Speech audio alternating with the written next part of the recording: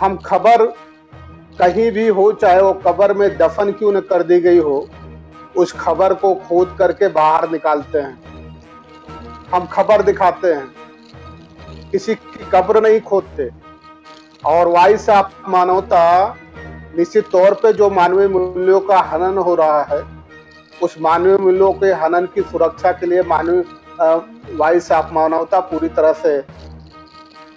तरह से सक्रिय है और अपनी सक्रिय भूमिका निभा रहा है। जो देश में सच का लोकतंत्रात्मक शासन प्रणाली के आधार पे व्यवस्था चलनी चाहिए, उस व्यवस्था को आगे बढ़ाना चाहता है। ये वॉइस ऑफ मानवता का मकसद है और इसी मकसद के साथ आगे बढ़ रहे हैं। अब हम आपके सामने जिस बात पे बात करने जा रहे हैं, वो बात ये है कि हमारे देश में बहुत सारे ऐसे स्वतंत्रता संग्राम सेनानी हुए हैं, वीर हमारे देश में हुए हैं जिन्होंने शहादतें दी हैं।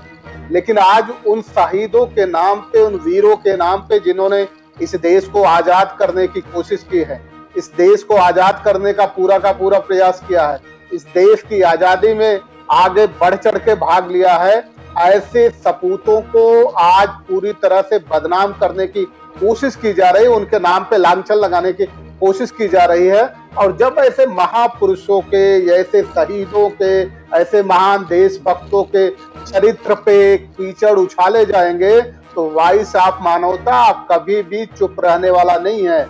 और गौतम राणेसागर इस बात को हमेशा आपके सामने उठाते रहेंगे और हम हमेशा उठाते रहेंगे कि सच क्या है, सच का आईना हम आपके सामने लेकर के आते रहेंगे। आज हम सबसे पहले शुरू करेंगे हसरत मोहानी साहब से हम शुरू करेंगे कि हसरत मोहानी साहब को बारे में आप जानते हैं कि उनका जन्म 1 जनवरी 1875 को उन्नाव जिले में हुआ। बचपन में उन्होंने शिक्षा दीक्षा उन्नाव में की। मिडिल तक, जिसको जूनियर हाई स्कूल आज कहा जाता है, जूनियर हाई स्कूल तक उन्होंने शिक्षा दीक्षा उन्नाव में ग्रहण की। इसके बाद हाई स्कूल के लिए वो फिर फतेहपुर चले गए। फतेहपुर के बाद जब उनको ग्रेजुएशन करने के बाद आई तो अलीगढ़ मुस्लिम यूनिवर्सिटी में चले गए। और अलीगढ़ मुस्लिम यूनिवर्सिटी में जाने के बाद जो उनके व्यक्तित्व में निखार आया है और जिस तरह से उन्होंने स्वतंत्रता संग्राम में आगे बढ़ चढ़ के भाग लिया है, आज जिस नारे को तमाम हमारे देश के क्रांतिकारी लोग बुलंद किया करते थे, इनकलाब जिंदाबाद, ये इनकलाब जिंदाबाद लिखा हुआ मोहानी साहब का है, हसरत मोहानी साहब का है, जिनको पूरे नाम से, अगर पूरा नाम उनका था सैयद फजलुल हसन हसरत मोहानी, सैयद फजलुल हसन हसरत मोहानी। तो ऐसे, और सबसे जो अहम रोल उनका था, अहम रोल संविधान में था। कौमी एकता के वो गजब के पैरोकार थे, कौमी एकता की बात करते थे। बार बार उनको मोहम्मद अली जिन्ना अपनी तरफ मिलाने की कोशिश करते थे, लेकिन कभी भी हसरत मोहानी साहब ने मोहम्मद अली जिन्ना के, जब ये मकसद आता था, मोहम्मद अली जिन्ना जब भी 2 नेशन थियरी की बात करते थे, हसरत मोहानी साहब पूरी तरह से नकार देते थे और उनका कभी भी उन्होंने समर्थन नहीं किया। और एक बड़ा खूबसूरत गजल आप सुनते होंगे जो हमारे पाकिस्तानी गायक रहे हैं, चुपके चुपके रात दिन आंसू बहाना याद है। बड़ा प्रसिद्ध गाना है, आप इसको बहुत बार सुने भी होंगे। ये भी हसरत मोहानी साहब का ही लिखा हुआ गाना है। लेकिन आज उनकी जो सहयोग रहा है, किस तरह से कौमी एकता के लिए उन्होंने अपना आंदोलन चलाया, किस तरह से कौमी एकता के लिए वो लड़े, किस फकीरे में उन्होंने अपनी जिंदगी व्यतीत की, और जब वो संविधान सभा में गए तो डॉक्टर अंबेडकर के साथ किस तरह से वो खड़े हुए। 1932 के बाद क्या 1932 की ही घटना है। 1931 में जब सेकेंड राउंड टेबल कॉन्फ्रेंस से लौटने के बाद जब गांधी जी ने मोहम्मद अली जिन्ना से ये कहा कि आपको मैं सेपरेट इलेक्टोरेट आपके लिए मैं स्वीकार कर सकता हूं, लेकिन जो ये पिछड़ों के लिए डॉक्टर अंबेडकर पृथक निर्वाचन मांग रहे हैं, उस पृथक निर्वाचन को मैं स्वीकार नहीं कर सकता। इसलिए आप पृथक निर्वाचन जो पिछड़ों का डॉक्टर अंबेडकर मान रहे हैं, मेरे साथ मिलकर के आप अगर विरोध करिए तो हम आपका समर्थन करने को तैयार हैं, आप जो कहेंगे। और उस समय गांधी जी के हाथ में कुरान शरीफ भी पड़ा हुआ था। और दूसरा, उस समय देखिए मोहानी जी ने जवाब क्या दिया गांधी जी को और मोहम्मद अली जिन्ना को। मोहम्मद अली जिन्ना को कहा कि मोहम्मद अली जिन्ना, आपको इतनी बात नहीं समझ में आती है, जिस पृथक निर्वाचन प्रणाली की आप वकालत करते हो, अपने लिए मांग करते हो, वही पृथक निर्वाचन प्रणाली को कैसे आप पिछड़ों के लिए उसका विरोध कर सकते हो। तो ये थियरी नहीं चल पाएगी। और इस मामले में मोहानी साहब हमेशा बाबा साहब डॉक्टर अंबेडकर के साथ खड़े रहे, हमेशा उनके कंधे से कंधे मिल करके आगे बढ़ने की कोशिश करते रहे। तो ऐसे अजीम शख्सियत के बारे में आज बात करेंगे। और इसी तरह के एक दूसरी अजीम शख्सियत है जिनको हम वीर अब्दुल हमीद के नाम से जानते हैं। परम वीर चक्रवीर अब्दुल हमीद के बारे में जानते हैं। तो वीर अब्दुल हमीद के बारे में भी हम बात करेंगे कि किस तरह से उन्होंने संसाधन न होने के बावजूद पाकिस्तानियों के 6 टैंक उन्होंने तोड़े, और 7वां टैंक जब वो तोड़ने के लिए आगे बढ़े और उस समय उनके पास कुछ भी नहीं था, केवल शरीर में गोला बारूद बांध करके तोड़ना चाहते थे, तो उस समय उनकी मृत्यु हो गई।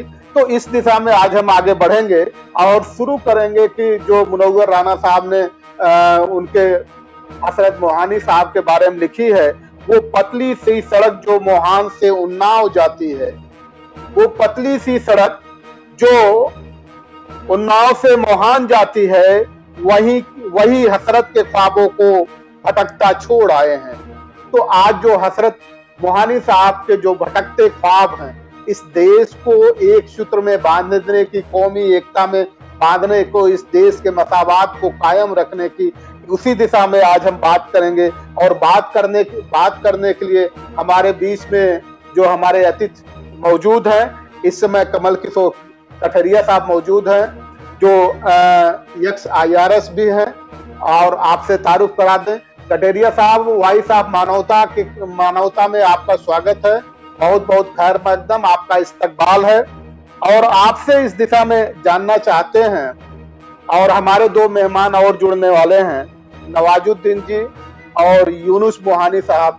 दोनों हमारे मेहमान जब तक जुड़ते हैं, लगता है कुछ तकनीकी समस्याएं हैं, और उन तकनीकी समस्याओं के कारण वो अभी नहीं जुड़ पाए हैं। बल्कि नवाजुद्दीन तो जुड़ गए थे, फिर जाने कैसे डिस्कनेक्ट हो गए हैं।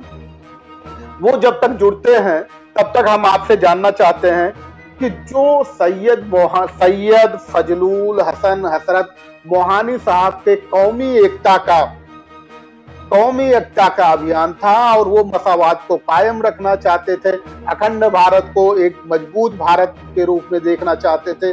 आज ऐसे जो हमारे शहीद रहे हैं, स्वतंत्रता संग्राम सेनानी रहे हैं, शहीदों को, स्वतंत्रता संग्राम सेनानियों को एक धर्म के नाम पे, एक संप्रदाय के नाम पे नफरत फैलाने की कोशिश की जा रही है, फिरका परस्ती में बांटने की कोशिश की जा रही है।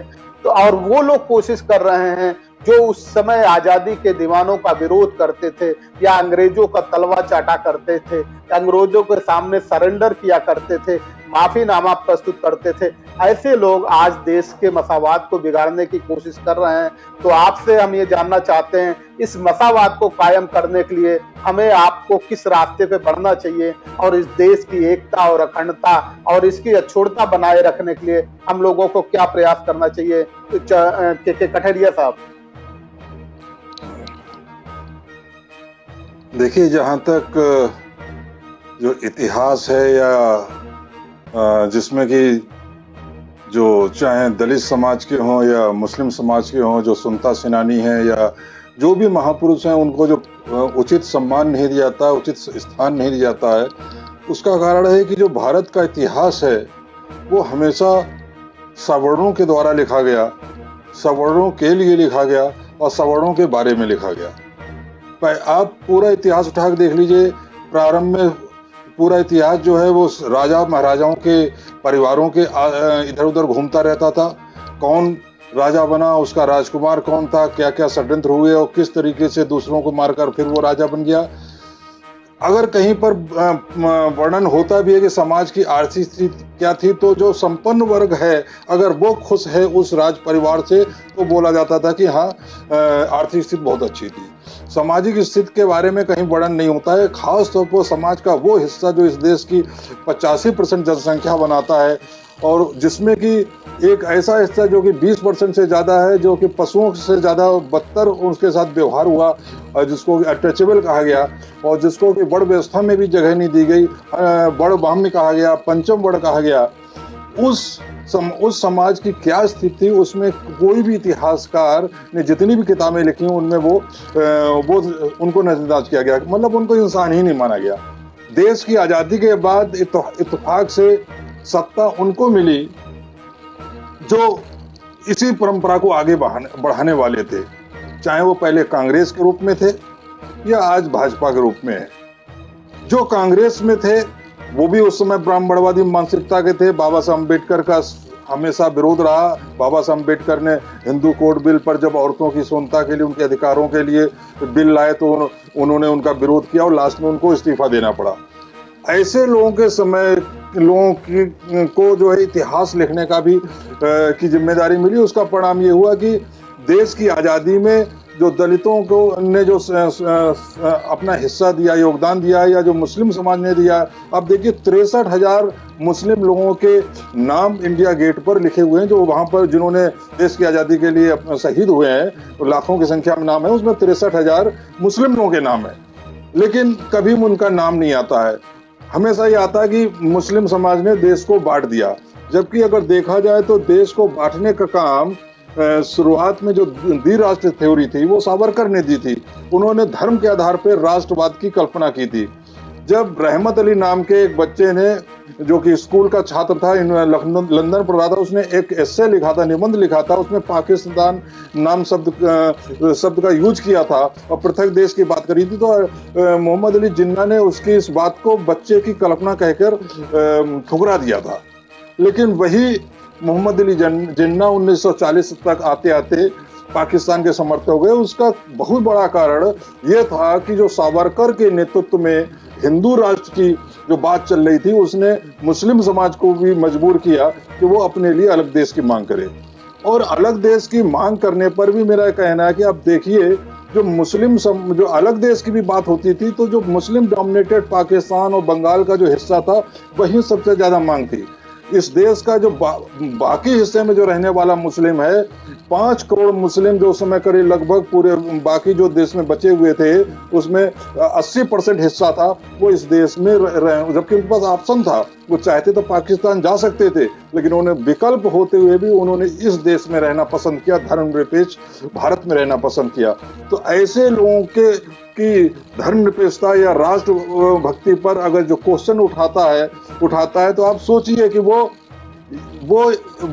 लोग हैं जिन्होंने सबसे पहले राष्ट्र धर्म के आधार पर राष्ट्र की मांग करी, सावरकर के नेतृत्व में, गोलवलकर के नेतृत्व में। लेकिन आज उनकी खीज है, वो अपनी इच्छा को पूरा नहीं कर पाए, धर्म के आधार पर हिंदू राष्ट्र नहीं बना पाए। लेकिन जो उन्होंने रास्ता दिखाया, उस पर मोहम्मद अली जिन्ना ने आगे चलकर पाकिस्तान का निर्माण करा दिया। तो वो खींच पाकिस्तान से तो नहीं निकाल पाते हैं, इस देश में रहने वाले मुस्लिमों के साथ निकालने की कोशिश करते हैं। और इस देश का दुर्भाग्य है कि पिछले 6 साल से ऐसे लोगों की सरकार चल रही है। कठेरिया साहब, आपने जो बात कही, उस बात से इनकार नहीं किया जा सकता। वो बात है, निश्चित तौर पे है। लेकिन हमें क्या लगता है कि केवल यही बात कर करके हमें कुछ हासिल हो जाएगा। हमारे देश में जिनको इतिहास लिखने की जिम्मेदारी थी, उनको जो लिखना था वो लिख करके जा चुके हैं। अब क्या हमें इतिहास लिखने की जिम्मेदारी लेनी चाहिए? क्योंकि इस देश में जब लोकतंत्रात्मक शासन प्रणाली है, और लोकतंत्रात्मक शासन प्रणाली में सरकार हमेशा उसकी ही बनती है जिसकी वोट ज्यादा होती है। इस मायने में अगर देखा जाए तो वोट की संख्या में हम कहीं बहुत ज्यादा आगे बढ़ते हैं। तो क्या वजह है कि सरकार हमारी नहीं बन पाती है? सरकार उनकी बनती है जो लोग ये चाहते हैं कि इस देश में सामाजिक सरोकार या समता की व्यवस्था न हो पाए, समानता की व्यवस्था न हो पाए, इक्वलिटी लिबर्टी फ्रेटर्निटी की व्यवस्था न हो पाए। तो इस मामले में अगर देखा जाए तो कौमी एकता का जो जज्बा था, कौमी एकता का जो जज्बा था हसरत मोहानी साहब का, सैयद फजलुल हसन हसरत मोहानी साहब का, उस जज्बे को देखा जाए और संविधान सभा में जब भी जरूरत पड़ी बाबा साहब डॉक्टर अंबेडकर के साथ वो दाहिने हमेशा खड़े रहे हसरत मोहानी साहब। तो कहीं ऐसा तो नहीं लगता है कि ये जो जानबूझ करके ये किया जा रहा है कि आज जो शेड्यूल कास्ट, बैकवर्ड और माइनॉरिटी के अंदर जो भाईचारे मसावात की विचार पनपती चली जा रही, विचार बढ़ते चले जा रहे हैं, इससे वो घबरा करके मुस्लिम के खिलाफ इस तरह से आंदोलन कर रहे हैं ताकि उनसे नफरत, उनमें इतनी नफरत लोगों में भर दी जाए कि उससे दूरी कर दी जाए। और दूरी कर दी जाए तो हमेशा आप देखिएगा, चाहे वो सावित्रीबाई फूले रही हूं और चाहे ज्योतिबा फूले जी रहे हों, ज्योतिबा फूले जी को जब जमीन की जरूरत पड़ी तो हमारे मुस्लिम भाई ने ही दिया था। अब जब जरूरत पड़ी शिक्षिका की तो उनकी बहन बकायदा फातिमा शेख बकायदा वो तालीम देने के लिए वो उनके साथ जाया करती थी, सावित्रीबाई फूले के। तो कहीं ये इतिहास समझ करके आगे बढ़ने की, ये शरारत करने की कोशिश तो नहीं की जा रही है। हम इस मामले में आपके पास आएंगे, ये हमारे लिए बड़ी खुशनसीबी की बात है। जिस हसरत मोहानी साहब की बात हम कर रहे हैं, जिनके कौमी एकता की हम बात कर रहे हैं, उन्हीं के वंशज यूनुस मोहानी साहब आज हमारे बीच में तशरीफ लाए हैं। अब मैं आपका खैर मकदम करता हूँ, इस्तकबाल करता हूँ और इस डिबेट में आपको शरीक करता हूँ। और सबसे पहले मोहानी साहब के, हसरत मोहानी साहब के ख्वाबों के बारे में, उनकी स्थितियों के बारे में और आपके आज के वर्तमान स्थितियों के बारे में जानना चाहेंगे। यूनुस मोहानी साहब, आप अपने विचार प्रकट करें। शुक्रिया राणे साहब, आपने मुझे यहाँ मौका दिया। देखिए, सबसे पहली बात तो ये है कि जिस तरह से इस वक्त माहौल बना है, मुझे लगता है कि शायद आज़ादी के बाद ये दूसरा मौका है जब हिंदुस्तान के लोगों को प्रवासी कहा जा रहा है। आज उन्हें मुहाजिर बताया जा रहा है, जो यानी we the people of India की परिभाषा से जिन्हें बाहर कर दिया गया है, आज वो कामगार प्रवासी हैं। इस बात को लेके जो दर्द होना चाहिए वो दर्द हमें महसूस हो रहा है, और वो दर्द हर उस आदमी को महसूस हो रहा है जो उस विचारधारा से जुड़ा हुआ है, जो विचारधारा हसरत की थी, जो विचारधारा बाबा साहब अम्बेडकर की थी और जो विचारधारा महात्मा ज्योतिबा फुले की थी। याद रखिए, ये देश तब तक देश रहेगा जब तक इस देश का दलित, इस देश का पीड़ित, इस देश का शोषित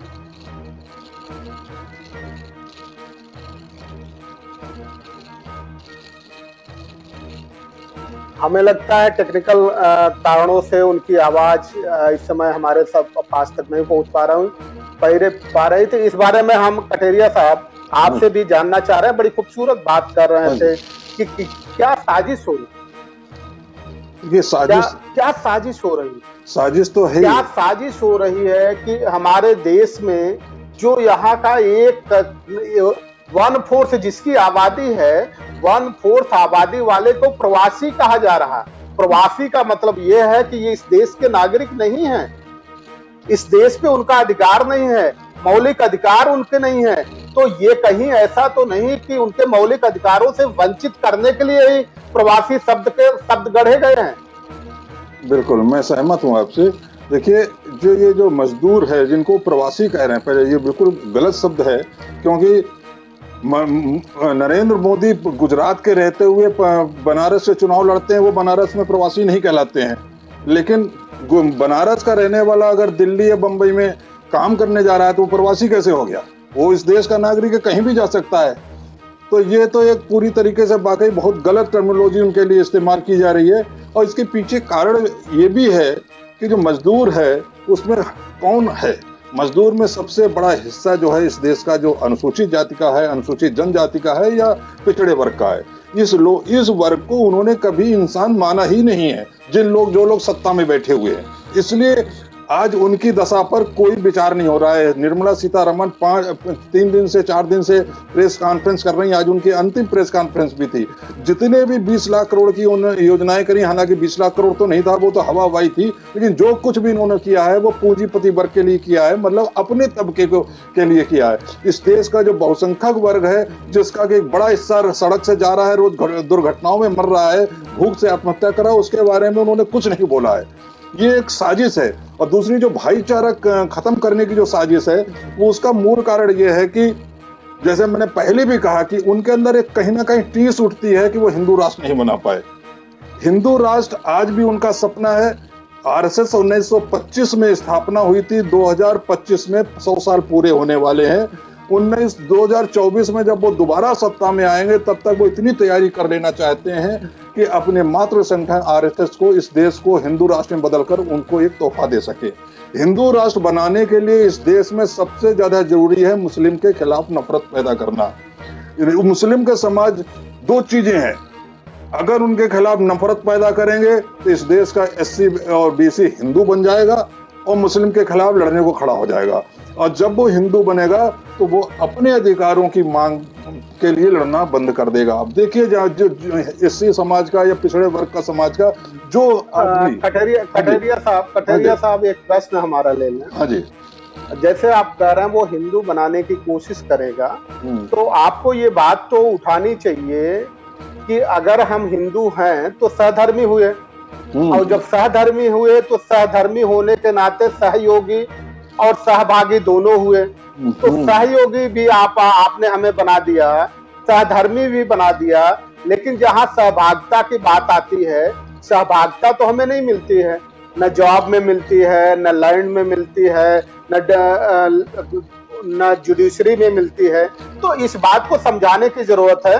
फिर मोहानी साहब हमारे साथ जुड़ गए हैं, तो हम मोहानी साहब से अनुरोध करेंगे कि आप अपनी बात पूरी करें। यूनुस मोहानी साहब। ये कुछ टेक्निकल एरर्स हैं जिसकी वजह से बार बार संपर्क टूट रहा है। दिलों का संपर्क बना रहे, टेक्निकल प्रॉब्लम से टूट जाए उसकी कोई दिक्कत नहीं है। मैं बात ये कह रहा था कि 2 शब्दों को यूज़ किया गया है इस समय, इस कोरोना महामारी को यूँ मान के समझें कि एक हथियार बनाकर 2 शब्द यूज़ किए गए हैं। एक सोशल डिस्टेंसिंग और दूसरा शब्द है माइग्रेंट लेबर। सोशल डिस्टेंसिंग क्यों, फिजिकल डिस्टेंसिंग क्यों नहीं? दूसरा सवाल है माइग्रेंट लेबर क्यों? क्या वो इंडियन लेबर नहीं है? क्या वो भारत के संविधान की जो देश का है, we the people of India, क्या ये उसके लोग नहीं हैं? आखिर भारत से बाहर काम करने जाने वाले लोग NRI होते हैं, नॉन रेसिडेंट इंडियन होते हैं, अप्रवासी भारतीय होते हैं, तो भारत में ही रहकर भारत के लिए काम करने वाले लोग प्रवासी कैसे? इन सवालों को पूछना ज़रूरी है।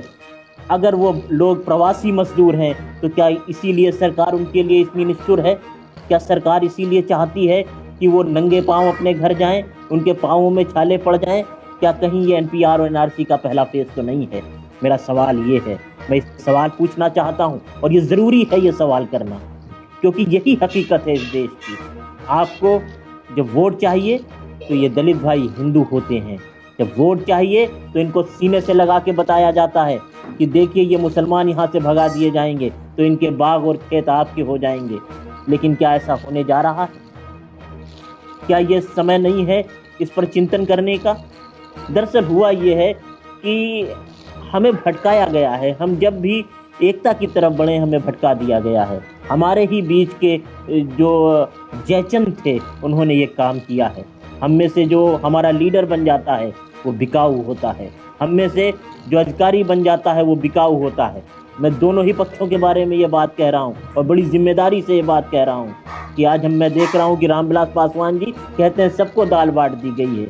मुझे बताइए कितने हमारे दलित मजदूर भाई आ रहे हैं जो दाल तो दाल छोड़िए, वो 2 वक्त बराबर से खाना भी खा पा रहे हैं, वो कहते हैं दाल बांट दी। क्या वो दलित नहीं है?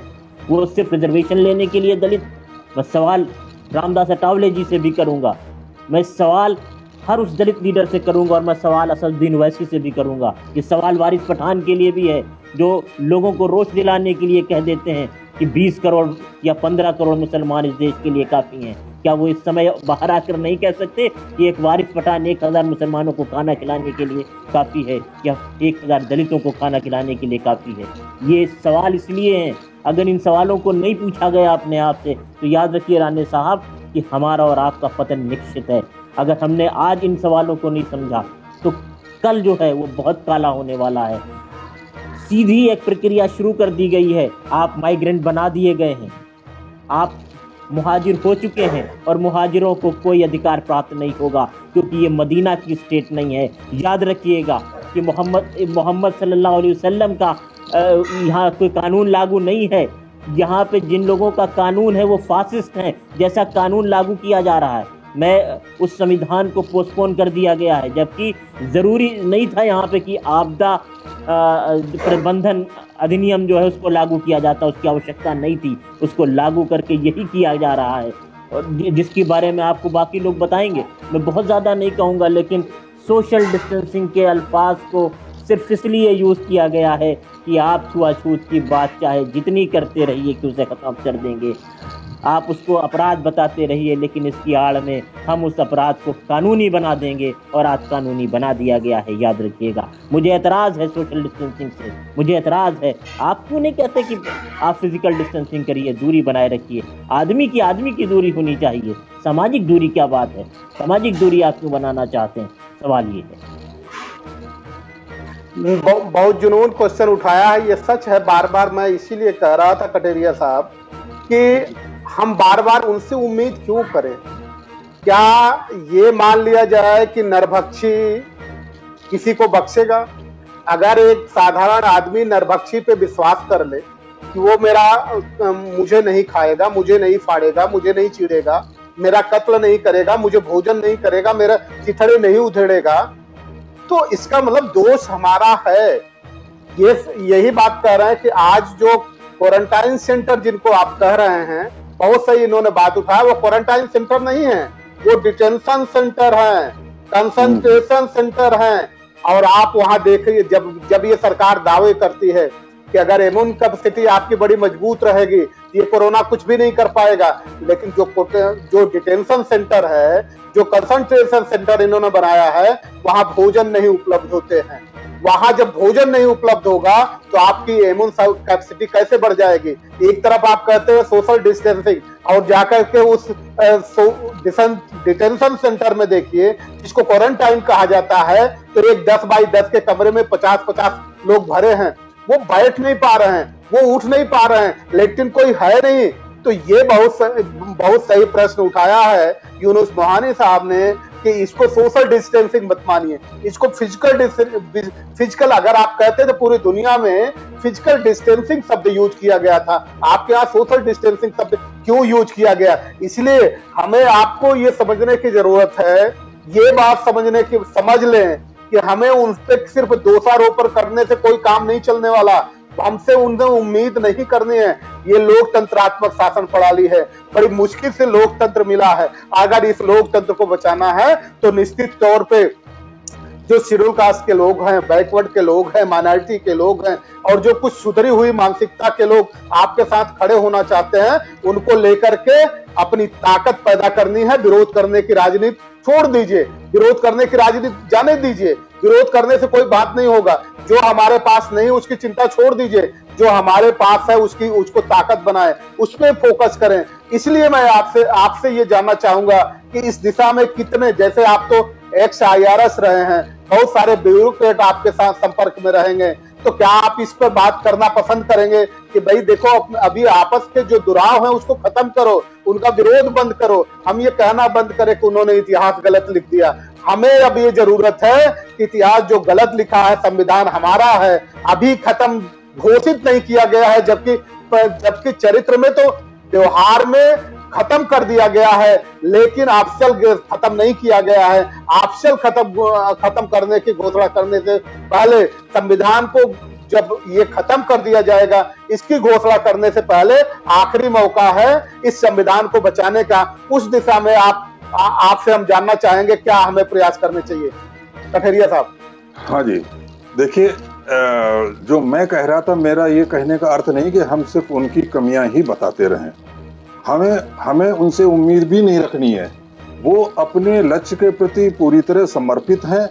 हम अपने लक्ष्य के प्रति उनके मुकाबले हजारवां हिस्सा भी समर्पित नहीं है। वो बहुत समर्पित हैं, अपने लक्ष्य के लिए काम कर रहे हैं।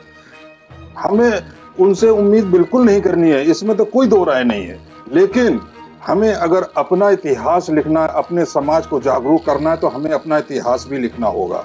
हमें अपना इतिहास जब लिखना है तो उनके इतिहास में जो कमियां हैं उसको भी उजागर करना होगा। और उसके लिए हमें जो भाईचारा बनाना है, तो भाईचारे का आधार केवल संख्यात्मक नहीं होना चाहिए।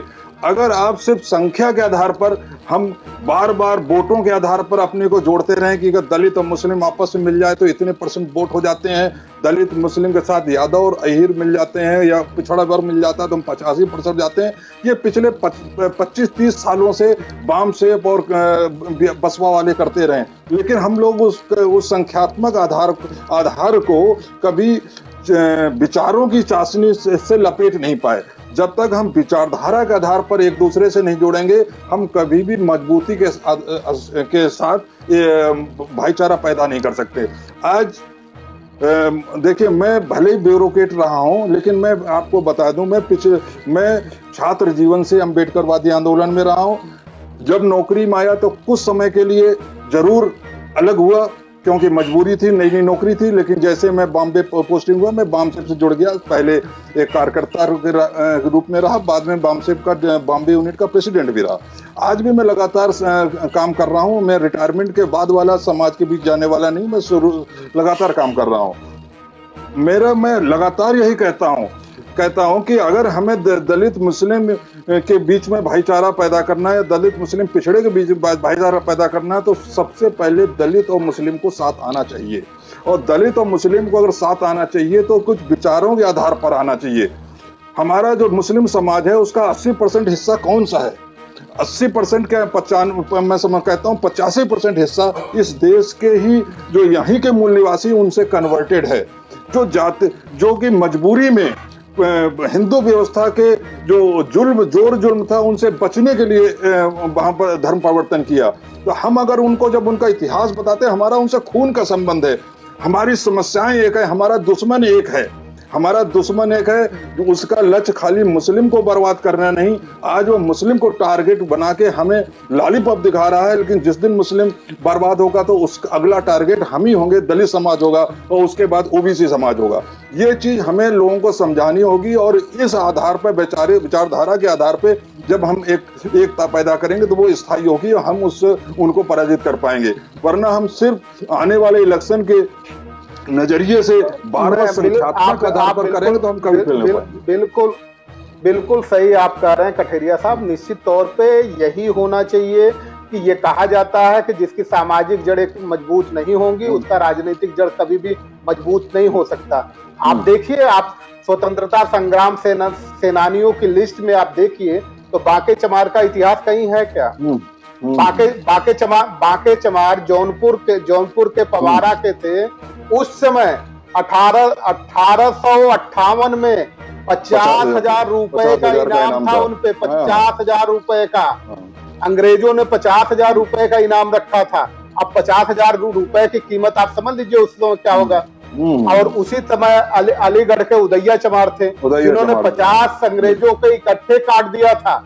तो जब तक इस इतिहास को पब्लिक के बीच नहीं ले जाएंगे, उनको नहीं समझाएंगे, अपने महान क्रांतिकारियों को नहीं समझाएंगे, किस तरह से झलकारी बाई की वीरता को, झलकारी बाई के शौर्य को रानी लक्ष्मी बाई के नाम पे गढ़ दिया गया, जब तक ये बात नहीं जाएगी, राजनीतिक जो लोग कर रहे हैं करने दीजिए। एक बार सामाजिक क्षेत्र में सामाजिक जड़ें मजबूत करने लीजिए। और मसावाद, जिस तरह से फारूक शेख साहब ने मसावाद फैलाया था, जिस तरह से फातिमा शेख जी ने फहराया था, उन लोगों के साथ मिलकर के अगर चलें तो निश्चित तौर पे ये कामयाबी मिल सकती है। हमारे 4 यम की लड़ाई है, मनी माफिया मीडिया जो उनके पास है, मनी माफिया मीडिया उनके पास है, मॉरलिटी हमारे पास है, मॉरलिटी उनके पास नहीं है। जिस दिन हम मॉरल हो गए तो निश्चित तौर पे आप मान लीजिए मनी माफिया मीडिया डिस्ट्रॉय होने जा रहा है। जिस दिन हमने नैतिकता प्रदर्शित की, मनी माफिया मीडिया डिस्ट्रॉय होने जा रहा है। और इसीलिए कह रहे हैं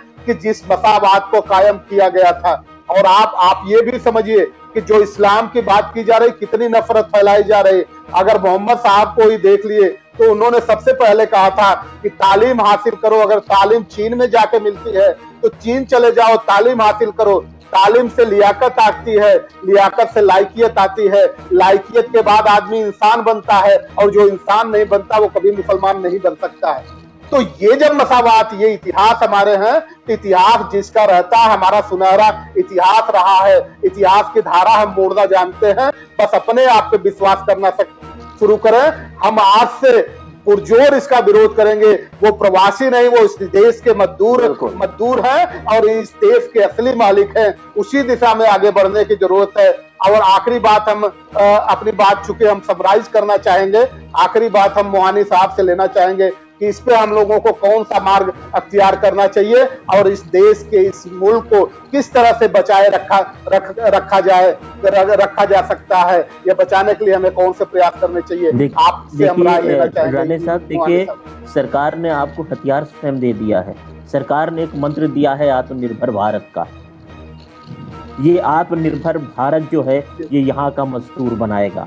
ये आत्मनिर्भर भारत मुसलमानों और दलितों को मिलकर बनाना होगा। ये आत्मनिर्भर भारत वो भारत होगा जहां हम अपने गांव में अपने संगठन बनाएं, 10-10, 100-100 लोग मिलके स्वयं बिजनेस शुरू करें और हम बाइकआउट कर दें इनकी इकोनॉमी का। हमें नहीं चाहिए आपसे, हम आत्मनिर्भर होंगे।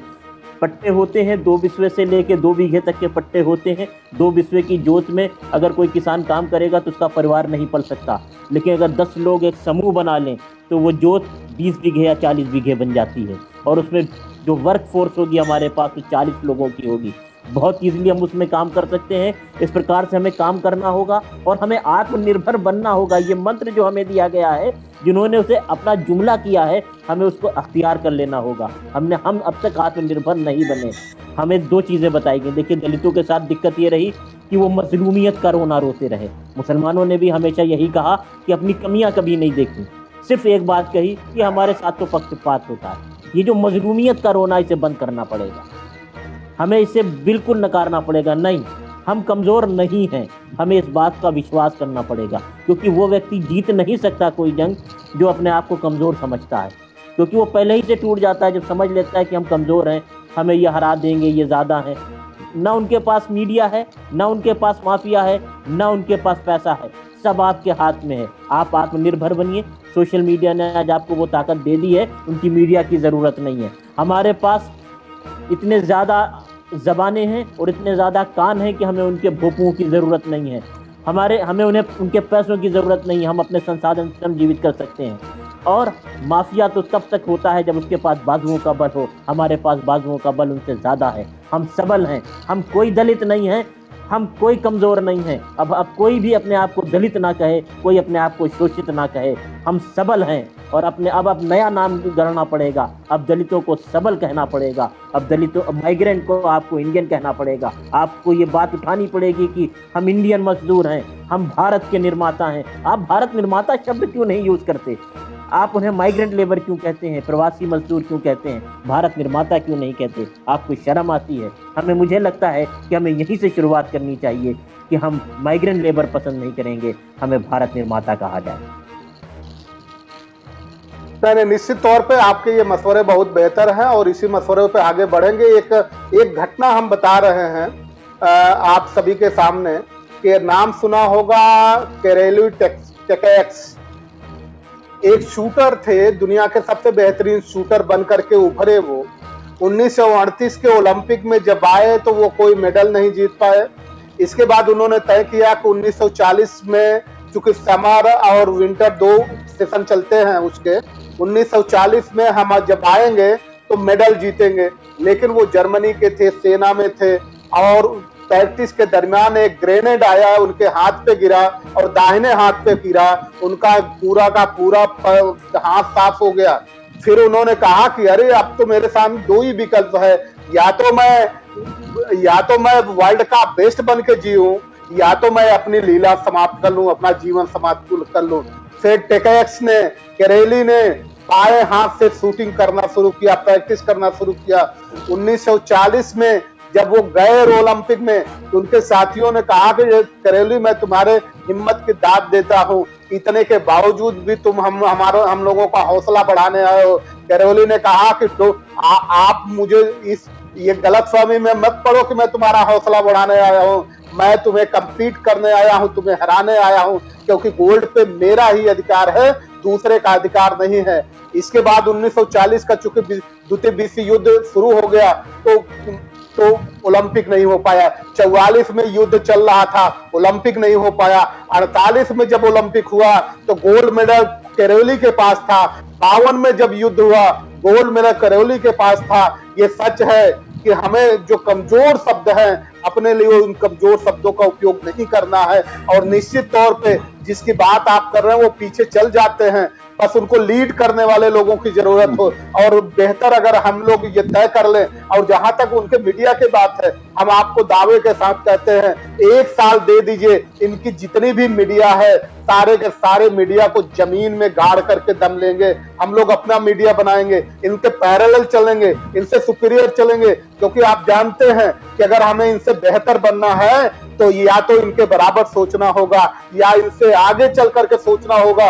जब तक इनसे पीछे रह करके सोचेंगे तो हम परिवर्तन नहीं कर सकते हैं। आज चूंकि अभी मोहानी साहब से भी हमने कहा था कि हम आपका समय 5:30 बजे के बाद, 6:30 बजे के बाद नहीं ले पाएंगे, आपको जाकर के रोजा खोलना है, आपके गले भी सूख रहे हैं, फिर हम आपको आमंत्रित करेंगे। कठेरिया साहब, फिर हम आपको आमंत्रित करेंगे। आज के लिए आप सभी का बहुत बहुत धन्यवाद। वॉइस ऑफ मानवता आप सभी का बहुत बहुत धन्यवाद करता है, और फिर इस तरह से विचारों पे हम लगेंगे, एक रणनीति बनाएंगे, एक ब्लूप्रिंट लेकर के आएंगे, इस देश को वास्तव में लोकतंत्रात्मक शासन प्रणाली का देश बना करके दम लेंगे। इस प्रतिज्ञा के साथ आज का कार्यक्रम यही समाप्त करते हैं। आप सभी को जय भीम, सत श्री अकाल, आदाब।